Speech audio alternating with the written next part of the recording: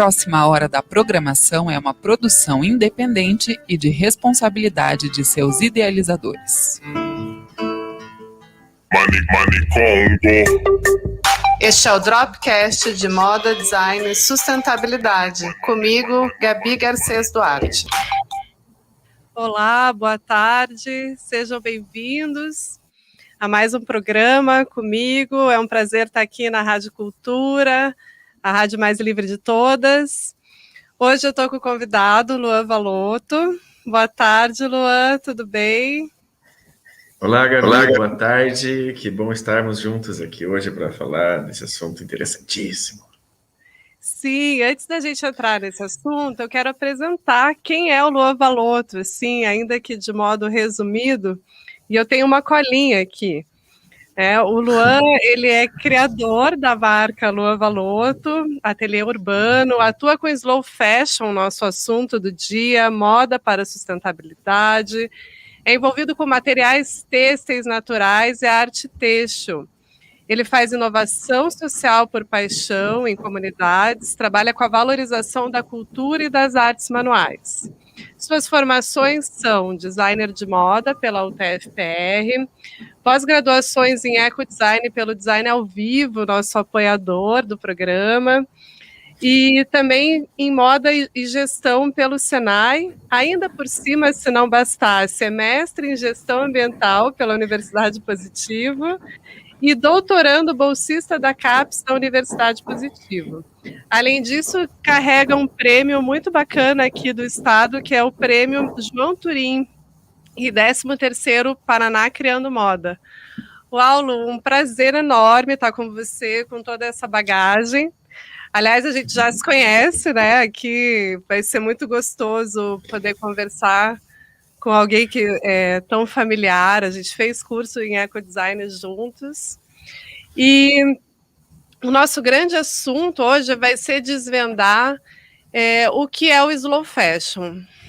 E antes de eu pedir, Lu, para você contar para a gente, para o ouvinte, né, o que é esse conceito, eu queria que você contasse o que te fez se interessar pelo tema do slow fashion e da sustentabilidade.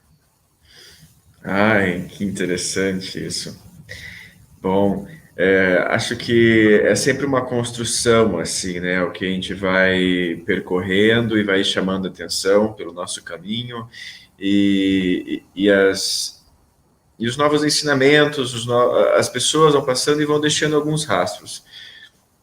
Quando eu estudei lá na UTFPR, a graduação, eu tive um professor que introduziu esse tema de ecodesign. Então, tinha matéria e a gente fez alguns projetos. Mas antes disso, da cidade de onde eu venho, assim, que é Sabáudia, existia um projeto que o pessoal do colegial, primeiro, segundo e terceiro ano, sempre faziam, que eram as roupas recicláveis. Mas só que ela era bem conceitual, assim, e puxando muito para o lado fazer do lixo alguma coisa. Tá, então, essas sementes estavam plantadas. Quando eu cheguei na especialização, brilhou muito pensar em uma marca, pensar em novas marcas e quais eram as marcas que estavam fazendo já uma moda diferente, uma moda com mais propósito e mais engajamento em questões ambientais e sociais. Isso me fez começar a pesquisar sobre slow fashion nessa pós-graduação, e no mês seguinte abriu o curso que nós nos conhecemos, que foi quando eu fui conhecer a Bernadette Brandão, a Design ao Vivo e o curso de ecodesign. Eu falei, nossa, tá tudo fazendo tanto sentido nessa minha vida aqui que eu acho que eu vou ter que fazer esse curso. E foi quando, então, entramos nesse curso aí, foi incrível. Isso tudo me aproximou a chegar nesse projeto de vida voltado para essa forma de produção. Uhum. Então, Lu, eu sei que deve ser uma resposta complexa e por isso que eu pensei da gente tratar desse tema de slow fashion hoje, porque o termo moda slow, né, que se fosse traduzir talvez ficasse moda desacelerada, moda devagar. Ele implica em uma metáfora que nem sempre condiz com a profundidade do conceito, né, de questões de design que envolvem o fazer slow fashion. E muitas vezes eu vejo que existe essa confusão de que as marcas que não têm capacidade produtiva em alta escala, elas automaticamente se colocam como slow fashion. E não é nenhuma crítica aqui, eu imagino que isso não seja feito de modo necessariamente com más intenções, né? Mas eu gostaria que você explicasse qual que é a relação do slow fashion para outras questões que envolvem o tempo, como a relação dos materiais, dos processos de manufatura, né? Para que a gente tenha mais noção do que se trata de fato isso. Certo. É muito comum nós vermos diversas marcas surgindo com essa forma de abordagem, assim. E são muitas abordagens, né, possíveis dentro do slow fashion. Mas é normal que a gente faça uma assimilação de que o slow fashion ele está em um contraponto ao fast fashion. Acho que são coisas que estão meio que andando nesse mundo, uma mais acelerada, bem acelerada, e a outra buscando essa desaceleração. E a gente vê isso surgir em todas as áreas de atuação, desde alimentação, que eu acho que foi uma das primeiras que surgiu, até jornalismo, tantas coisas vem falando sobre o slow. Mas eu percebo algumas características assim fundamentais desses contrapontos entre slow fashion e o fast fashion. Primeiro que o slow ele vai buscar uma ideia de diversidade, mais produtos diferentes, mais formas de atuação diferentes, enquanto o fast fashion vai estar buscando uma produção em massa, em larga escala, né, como você comentou. Já em um outro aspecto, a gente pode perceber que o slow tem um impacto local, mas pensando em formas globais, pensando assim, em como aplicar tudo que existe de conhecimento global na nossa realidade local. Então, fazer tudo para ser mais perto, o consumo ser um consumo próximo, a produção ser próxima, e já o fast fashion ele é algo para a globalização, né, para se vender para o mundo inteiro. Então é uma perspectiva bem distinta, assim. O slow vai buscar fazer com que as pessoas tenham um autoconhecimento, uma autoconsciência da forma que ela está consumindo, o que ela está propiciando economicamente, ela usar uma coisa que a represente mais profundamente, e que solucione mais os seus problemas do seu dia a dia, se tratando de uma localidade, né? Por exemplo, quando eu penso nisso, eu penso que nós aqui em Curitiba, no sul do país, estamos numa região climática mais fria, e essa autoconsciência vai envolver a pessoa a ter roupas que propiciem um bem-estar nesse momento. Enquanto o fast fashion está mais preocupado com a imagem, com a sua imagem, a imagem dessa roupa, ou que ela vai ser instagramável ou não, ou se ela está na moda ou não. Então tem diversos pontos assim que vão sendo importantes quando a gente pensa em slow. Até a ideia de preço real, incorporar assim os custos, sejam eles sociais, né, para que as pessoas sejam bem remuneradas, ou também custos ecológicos, para que a gente utilize materiais que estejam fazendo bem para o ecossistema todo. Não um custo baseado em uma mão de obra escravizada ou materiais o mais barato possível, né? A gente quer fazer com materiais que sejam duradouros, que aquela roupa seja perene, não siga uma tendência pequena, uma tendência passageira. Então, a gente busca isso tudo fazendo uma profunda ligação com os impactos que tem ao nosso redor. Que sejam impactos positivos. Pode falar. Não, até dando continuidade para isso que você está falando, quando você fala de bem-estar, então me parece que isso vai além, no sentido de que então as pessoas envolvidas no processo também estão com essa satisfação de saúde emocional, por exemplo, né? Você fala de trabalho escravo, no sentido de não ter, né? O trabalho análogo ao escravo. Então, envolve um tempo diferente em colheita de materiais como algodão, de fiação. Você pode se aprofundar um pouquinho nisso? Sim, eu gosto muito de uma frase que a Bernadette falava, assim, e fala, né? Para beneficiar o maior número de seres possíveis. Adoro essa imagem, assim, de todo mundo que está fazendo parte, se beneficiando. Ou até quem não está fazendo parte não ser prejudicado. Então, todo mundo fica bem dessa forma. Então, se eu for pensar em uma matéria-prima que vem da natureza e ela é colhida por alguém, ou os animais que vivem próximo desse local de plantio, que esses animais estejam sendo cuidados e não envenenados, não mortos. E que os produtores, os agricultores, também não precisem passar por momentos em que eles têm que passar veneno, ou uma colheita que não valoriza o seu trabalho. Então, se a gente consegue deixar de usar veneno quando é possível, escolher produtos, né, escolher materiais que não utilizem de agrotóxicos, já é um impacto. E daí, se a gente consegue também fazer caminhos de fair trade, que isso é algo que eu aprendi com você, Gabi. Você, eu acho que foi a primeira pessoa que eu ouvi comentando sobre fair trade. Então, que o produtor recebeu de forma adequada, ele não foi explorado.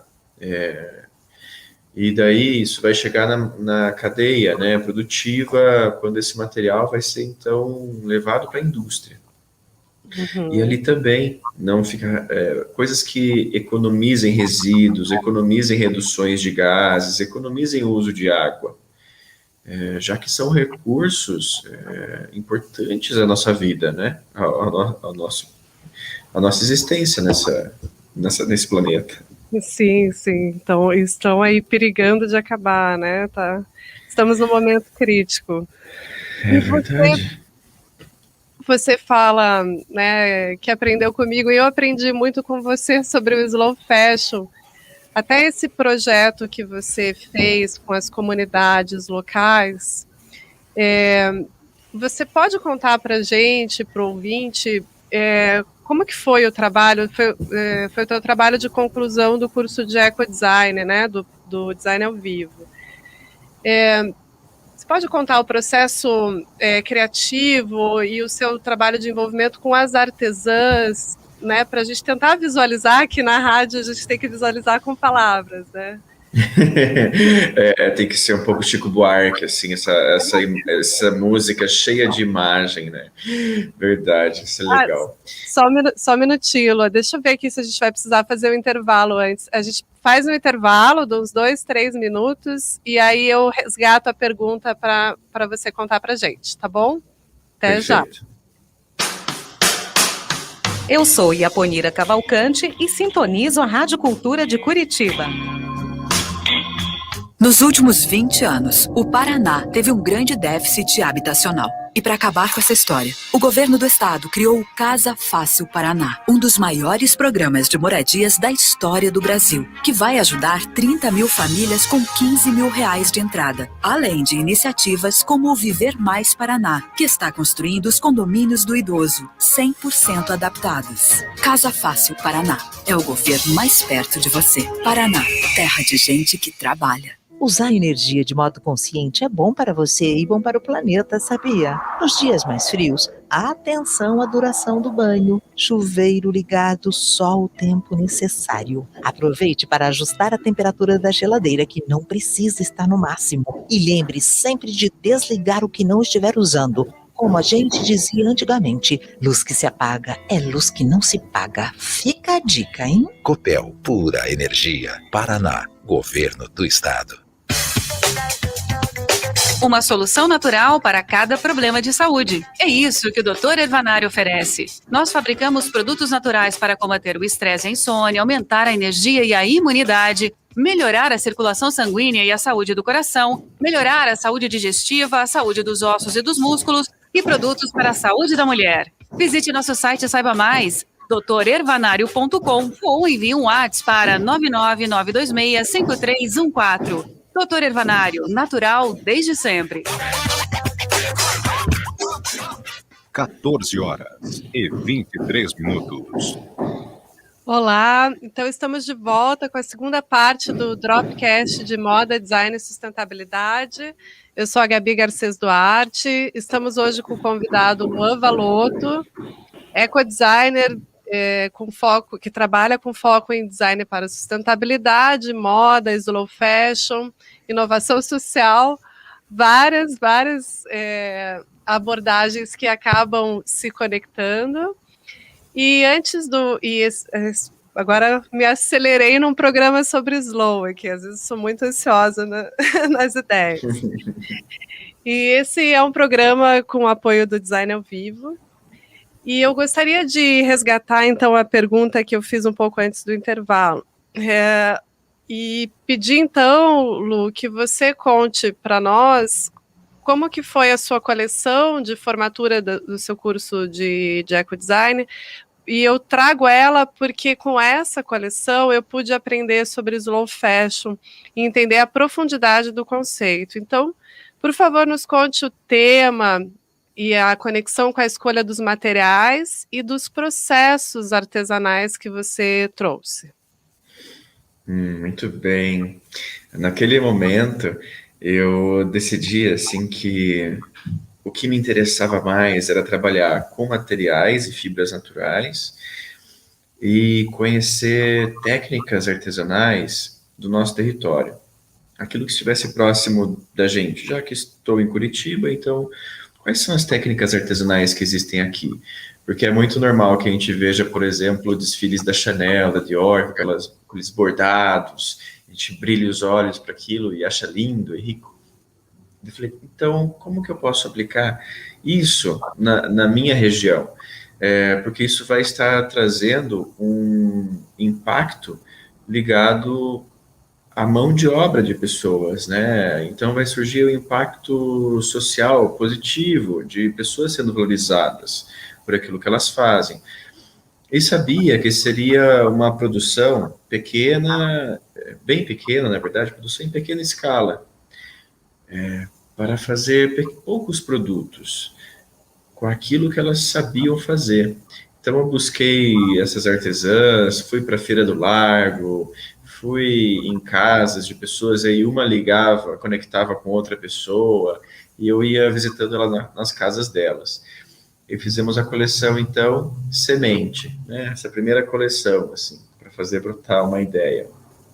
E fizemos, já que era um trabalho, assim, feito artesanalmente, cheio de bordados, crochês, bordado de tapeçaria, tear, era tudo assim muito trabalhoso, né? Leva tempo para se fazer. Decidimos fazer pequenas peças, então bolsas, carteiras, e essa coleção falava sobre a natureza que tem próximo da gente.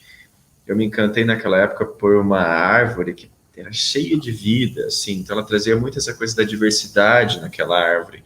Eu lembro que eu cheguei a contar cerca de 17 vidas diferentes vivendo em cima de uma mesma árvore.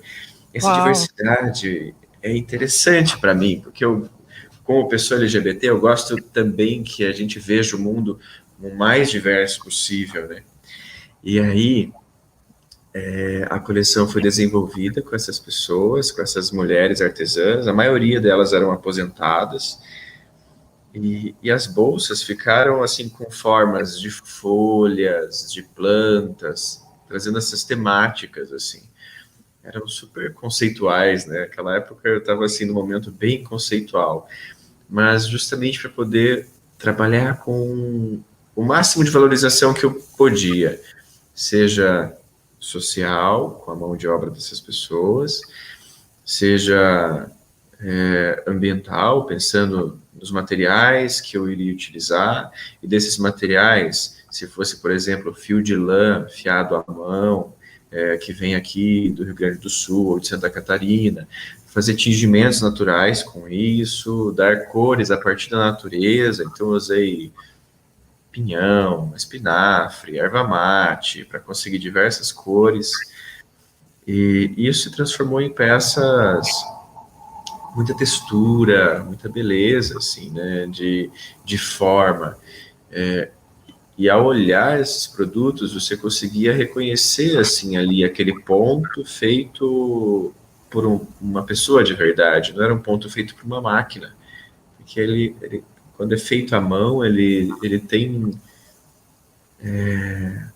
uma estética, né, natural dela, uma plástica que se faz que só a mão consegue fazer. É como se valorizasse a própria imperfeição humana, né? Ou a parte orgânica da natureza. Acho que isso é um bom contraponto ao industrialismo, né? Que você mesmo colocou como o fast fashion, né? Esse contraponto. É verdade. E eu percebo que o teu trabalho hoje, ele deu uma avançada criativa, não no sentido de que antes era ruim, hoje é melhor, acho que isso é uma comparação desnecessária, né? Mas a gente sabe que a criatividade em si faz a gente mudar, né? Isso também é flutuante, boa característica. E você entende que você, diante de desafios de ter uma empresa própria, mudou as técnicas que você usa? Como que você vê que hoje teu trabalho está de diferente em relação a quando você começou, né? A primeira coleção Semente para o Lua Valoto hoje em 2021. Já faz aí uns 7 anos, né, Lu? Exato. Aí, então faz algum tempo, né? E nesse tempo todo, a gente tem muita experiência sendo construída e buscando sempre acertar e conhecer mais o cliente que está disposto a comprar isso que a gente faz. Eu me mantenho, assim, profundamente ligado às questões de sustentabilidade, mas elas foram se modificando para eu conseguir chegar em um produto mais próximo do que o meu público queira usar. Então, a primeira coleção, ela era algo bastante utópico, diria. Ela tinha algo, assim, muito de querer trazer muito conceito para o dia a dia das pessoas. Hoje, eu tenho buscado fazer roupas que sejam mais comerciais e mais funcionais. Então, buscando essa possibilidade de que a pessoa utilize essa roupa no dia a dia dela, que seja prático para que ela use para ir para o trabalho, para dar uma aula, para ir para uma reunião, ou para algum evento formal. E isso fez com que eu tivesse que adaptar esses materiais e processos a um novo sistema.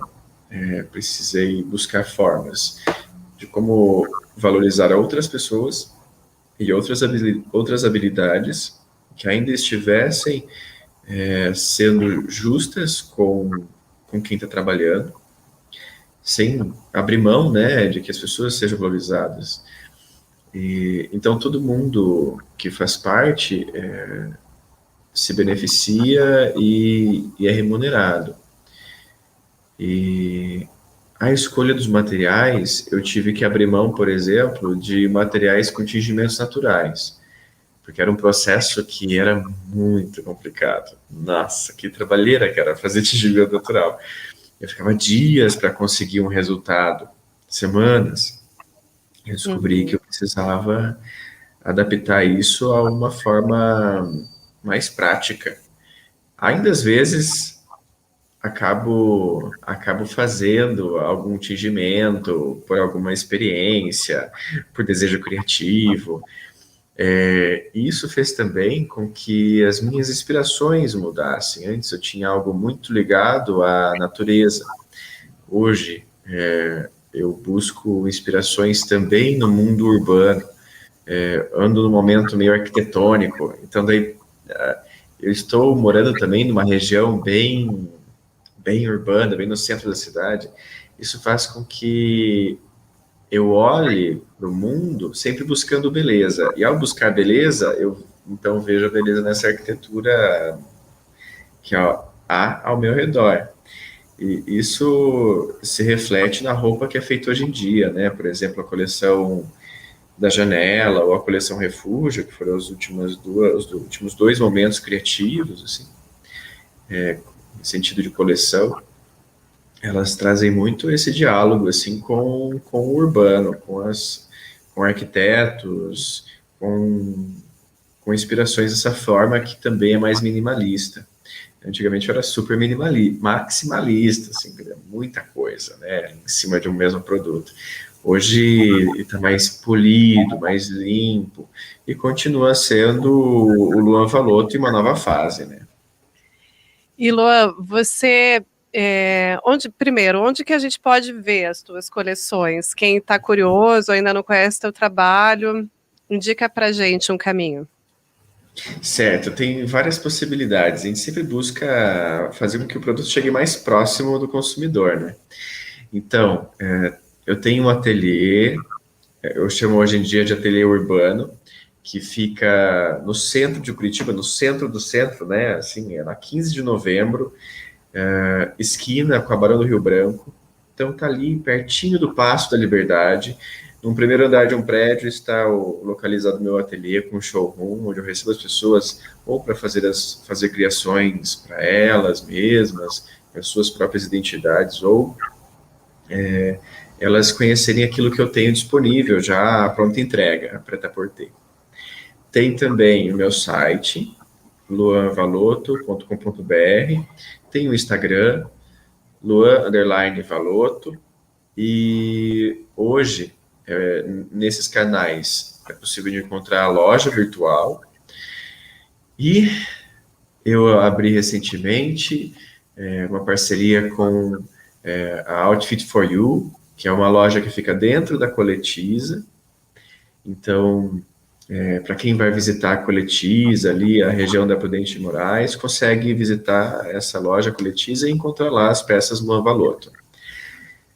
Ou, para quem estiver fazendo parte do grupo Lupa, também tem cupons de desconto. Você tá bem amplo aí, teus canais de venda. Você acha tenho que aumentar, Gabi. Quero crescer. Tá certo, para que as né? pessoas consigam conhecer, né, isso que a gente está fazendo. É bom, né? É bom as pessoas saberem também que slow fashion não significa estar fechado ao mundo, né? Não significa negar o lado comercial da moda, que ainda é vital, né, para a sobrevivência de uma marca. Exatamente, Gabi. Com isso eu penso, inclusive, como eu posso fazer com que mais pessoas possam conhecer o que é isso, o que é o slow fashion, e elas perceberem que é aquilo que elas utilizam, mas só que sendo feito de uma forma com mais carinho com todo o entorno, e sendo feito próximo, e solucionando problemas que a gente tem no nosso dia a dia, de quem mora numa cidade como a que a gente vive. Sim, o backstage muda, né? O antes da roupa, e acho que quando a pessoa veste sabendo que foi justo aquele produto existir, né? A pessoa também passa a ter uma outra relação com os produtos em volta dela, né? Que é possível você estar na moda, né? Você estar com um visual atraente em todos os sentidos que você achar que atraente significa, né? Mas estar sustentável ou mais sustentável. E você me fez lembrar de um outro ponto bem interessante que eu conheci há pouco tempo, um termo chamado ecosexy. E daí eu assim, percebi que existem diversas marcas que são ecosexy. Tem marcas bem estilosas, bem contemporâneas, assim, que conseguem fazer pessoas se atrair por aquilo, querer usar aquilo. E ali dentro daquele produto ele está cheio de características de slow fashion e de sustentabilidade.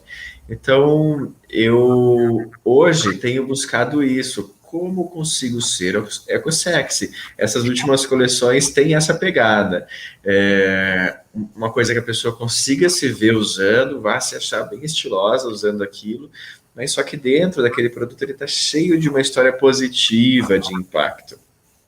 Amei, ecosexy, o novo... Ecosexy rei, né?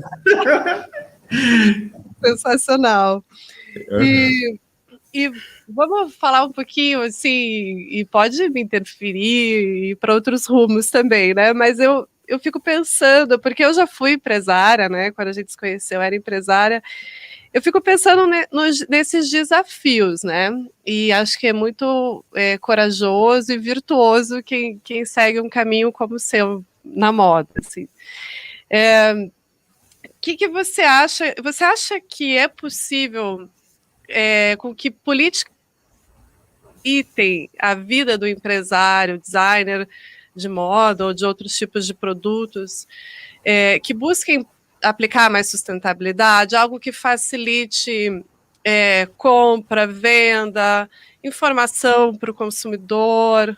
Como que você vê isso, assim, mesmo que seja uma resposta breve? Você acha que tem alguma coisa que o governo possa fazer por empresários como você? Você já trouxe assim, um ponto que é bem curioso, que ser um empreendedor é um desafio, né? Eu me descobri empreendedor por uma necessidade assim de querer fazer diferente do que eu via sendo feito pela indústria da moda. Então eu falei, nossa, eu preciso fazer com que seja diferente. Então, a gente precisa, quando está empreendendo nessa linha de sustentabilidade, estar aberto e pesquisando bastante o que tem de novos materiais, o que tem de novos fornecedores, o que está surgindo no mercado, que se alinhe com esses nossos propósitos, que fazem parte desse movimento, né? Já que o slow design, o slow fashion, tem vários princípios assim para que a gente consiga fazer um produto seja, né, slow. E eu imagino assim que existem muitas possibilidades dos governos atuarem para esse tipo de negócio. É bem complexa toda essa questão, né? Mas eu gostaria muito de ver, por exemplo, ações públicas para os microempreendedores, que estivesse mostrando mais esses microempreendedores, valorizando mais, criando espaços onde esses grupos de empreendedores pudessem apresentar aquilo que fazem de uma forma maior para mais pessoas da comunidade, seja ela municipal, estadual ou intermunicipal, conhecerem, porque a gente busca fazer com que o máximo de pessoas consigam vir conhecer aquilo que estamos fazendo, porque tem muita gente que gostaria de estar comprando dessa forma e não encontra, e não sabe, ainda não encontrou. E então eu imagino que deveria existir assim movimentações políticas, governamentais, para fazer esse tipo de apanhado. E também, por exemplo, semanas de slow fashion, que nem existe em outros países, em outras cidades, em outras capitais, onde houvessem tanto desfiles quanto comercializações, e também formas de captação de projetos de recursos. Quando eu penso, por exemplo, naquilo que eu fiz com os grupos de artesãs, que depois se tornaram grupos mesmo, né? Por exemplo, na Vila Verde, ou numa comunidade quilombola, que eu já estava ligado ao meu mestrado. Para que eu mantivesse aquele tipo de atuação acontecendo, eu precisava de muitos recursos para ir até esses lugares. Eu precisava de gastar dinheiro para ir até lá, tanto para combustíveis quanto materiais, para a gente ter palestrantes falando com essas pessoas e tudo pudesse acontecer de uma forma cada vez melhor. Mas não é tão simples conseguir captação de recursos. Inclusive, a gente tentou várias vezes, mas só que não chegou, sabe? Não teve como. A gente não conseguiu ser contemplado. Então, acho que se tivessem muito mais projetos disponíveis para captação, na verdade, esses concursos, assim, né, para a gente levar os nossos projetos, editais, acho que a gente poderia ter um cenário de muito mais desenvolvimento empresarial, de empreendedores voltados a questões sociais. Acho que mais pessoas se interessariam a ter essa atuação, tanto ligada a comunidades de artesãs, a valorização manual e também materiais naturais. E assim por diante, que é o que impacta o slow fashion. Perfeito, Lua, obrigada. Eu acho que você tocou em vários pontos bem cruciais mesmo. A gente vai fazer mais um intervalo e já voltamos para o terceiro bloco. Você está ouvindo Rádio Cultura 930 AM. À noite todas as gatas são pardas. Meu nome é João Pedro, eu sou de Santa Bárbara do Oeste, interior de São Paulo, e obviamente eu quero a vacinação em massa, principalmente para salvar vidas, não só de pessoas daqui do Brasil, mas também de lá fora. Nós não podemos esquecer que com a circulação do vírus, novas variantes surgem e ameaçam as vidas de brasileiros e de pessoas do exterior. E definitivamente o Brasil não pode ser um país que exporta vírus. Então, vacinação em massa já. Esse é um recado da Rádio Cultura de Curitiba, a mais livre de todas. Vacina já, cultura já. Olha só que maravilha! Tá ficando bonito, hein? Seu João, só faltou agora pintar a parte de cima para ficar show de bola, hein? Tá, doutor, mas e esses fios de luz aqui? Se liga! Cuidado com pinturas próximas da rede elétrica.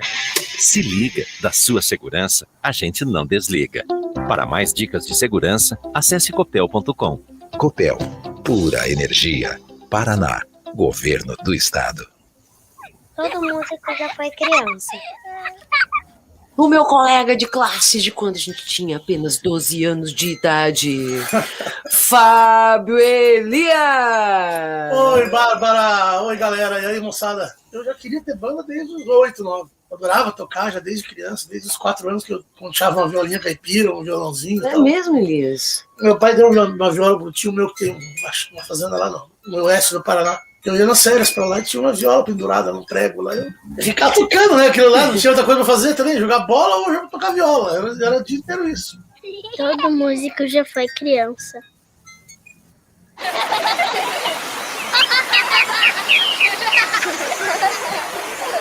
Quero de verdade.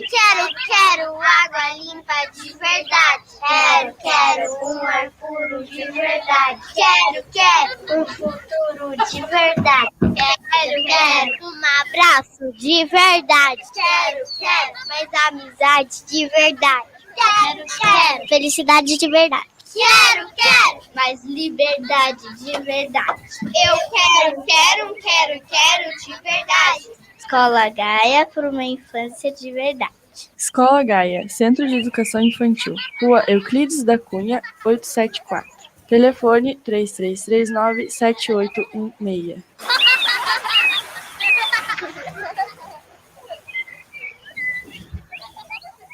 14h47.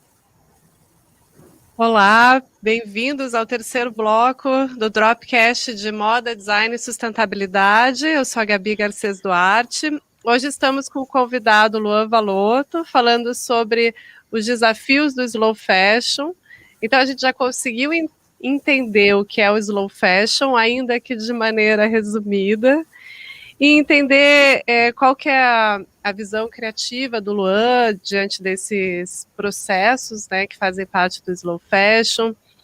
E também foi muito bacana o que o Luan trouxe a respeito dos incentivos que os governos em diferentes âmbitos, né, poderiam dar a esse tipo de negócio. E eu queria voltar agora na questão do material, porque quando eu entendi o que é slow fashion, eu entendi que a questão do tempo, ele tá além da questão de ter uma manufatura devagar. Envolve o tempo orgânico, né, do plantio, da colheita, ou do fazer uma trama de lã, de crochê. Até hoje eu vim com esse poncho de crochê que a minha tia fez, e minha tia Salete. E eu vim em sua homenagem, Lu, em homenagem ao tema.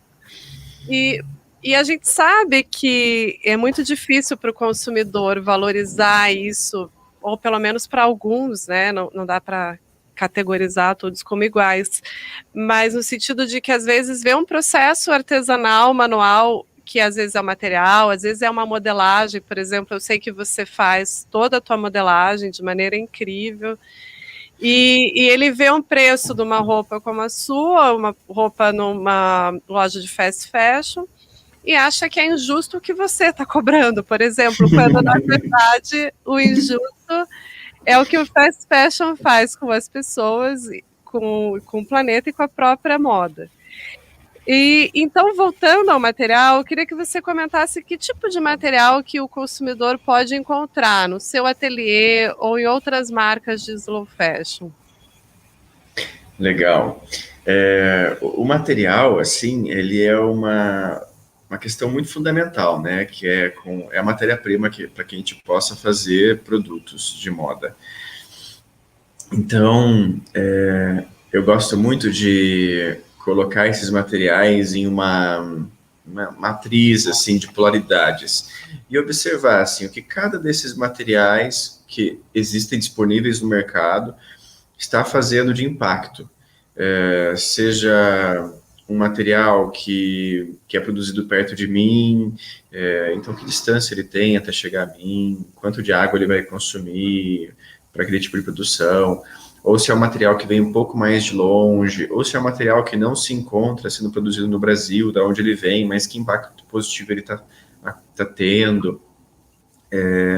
Eu sempre busco fazer essa análise, assim, de uma forma abrangente, para que eu possa também ter diversificação de valores de produtos na minha arara. E assim a pessoa consegue entrar no meu ateliê e encontrar peças que vão custar desde R$90 até valores de R$1.600, mas isso vai variando assim de acordo com a dificuldade e complexidade que é fazer aquele produto, né?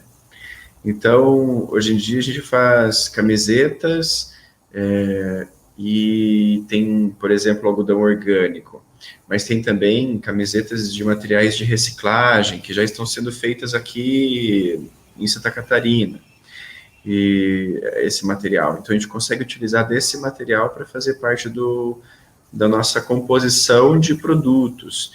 E daí tem materiais como um moletinho, que também vem de origem de reciclagem, misturado com algodão, e isso vai dar um toque agradável, mas a gente sabe que vai estar evitando de que um resíduo chegue até os aterros. Então são possibilidades assim que a gente vai construindo para ter produtos de valores menores e também depois produtos mais caros, como camisas e calças de linho puro ou de seda, que vão estarem nos valores ali maiores, assim, como R$500, R$600, até chegar a ternos feitos de linho, que daí a gente consegue fazer um look completo, assim, com uma pessoa, ela vestir um blazer, um paletó, uma calça e uma camisa toda, super estiloso, né, super bonito, e tá tudo ecológico ali dentro, e utilizando de materiais naturais, como o linho ou a seda. E isso a gente vai descobrir, assim, que eu sou um exemplo, né, dessa forma de se fazer, mas tem também pessoas que estão fazendo calçados aqui em Curitiba, utilizando de couros, ou couros vindo de alguma forma de reuso, ou sabem que é uma forma mais limpa, que chegou até eles, ou outros tipos de materiais para fazer sapatos. Tem muitas pessoas fazendo joias, acessórios, com alternativas de cerâmicas e pinturas, e materiais, assim, que se encontram próximos da gente e conseguem ser trabalhados manualmente para transformar aquilo em uma peça linda, né, uma peça interessante de se usar. Ou até mesmo prata vinda de reciclagem, ouro de reciclagem. Tem muitas abordagens sendo feitas na moda. Eu tenho eu já vi marcas fazendo roupas a partir de outras roupas antigas. Isso também é um cenário que existe aqui. E quando a gente joga isso no Instagram, na internet, a gente vai descobrindo como cada marca tem a sua forma de produção. Aqui em Curitiba a gente tem vários exemplos. Eu sou um desses, assim, que vem buscando como fazer, né? É legal você colocar que não é... Existem vários caminhos, né? O slow fashion não é uma prisão, ele traz uma gama de possibilidades, né? Talvez amplie a criatividade até, você concorda? Sem dúvidas. Eu acho que é mais interessante a gente conseguir trabalhar com mais materiais e abrir para essa pesquisa toda do que se limitar a materiais como poliéster, e daí tudo que tem que ser encontrado tem que ser sempre o mais barato. Peraí, mas por que tem que ser o mais barato, sendo que existe o material que vai durar muito mais, vai se manter bonito por muito mais tempo e mais durável? Então, tudo isso faz com que a gente atue de forma criativa, né? Eu sou encantado. Muito bom. Quando eu conheci o design para sustentabilidade, eu vi que é um mundo de criatividade mais amplo do que você achar que não ter o que pode ser considerado uma barreira, assim, né, de ser mais sustentável, na verdade, nos torna mais criativos, enfim. Lu, a nossa conversa foi ótima e o tempo, ele voa, ele não é slow. Já está acabando o nosso tempo. Eu sou muito grata, aliás, pelo uso do seu tempo aqui com a gente na Rádio Cultura. Eu acho que eu vou ter que encerrar aqui. Ou você pode deixar uma dica, assim, uma frase curta, algo assim, para quem quer seguir o slow fashion, ou deixar um livro, ou deixar por favor, para a gente encerrar com as tuas palavras e eu só depois colocar o nome do apoio de volta. Tá certo. Eu também agradeço muito a presença aqui hoje. É uma delícia falar sobre isso tudo. É ótimo ocupar o tempo falando sobre a moda slow. Eu diria que tem alguns livros assim que são bem interessantes. Uma das dicas é me seguir no Instagram, Luan_Valoto, que lá eu vou compartilhando essas temáticas, e tem um livro que é Moda e Sustentabilidade, Design para a Mudança, da Kate Fletcher e da Linda Gross. Tem um outro que é Moda Ética para um Futuro Sustentável, que é da Helena Salcedo. Esse da Helena Salcedo é um livro delicioso de se ler, cheio de imagens, então são livros bem gostosos que vão trazer um conteúdo bem legal. E fazer o curso de ecodesign é sensacional para design ao vivo. Muito bom, Lu. Inclusive, agradeço o apoio do Design ao Vivo, programa de pós-graduação em ecodesign. Quem quiser acesse também ali no site da cultura930.com.br/sustentabilidade para ver outros programas e caminhos para encontrar e para tornar o mundo mais sustentável. Obrigada, um beijo para todos e até o mês que vem. Beijo. ZYJ 232 930 kHz, amplitude modulada. A sua Rádio Cultura de Curitiba.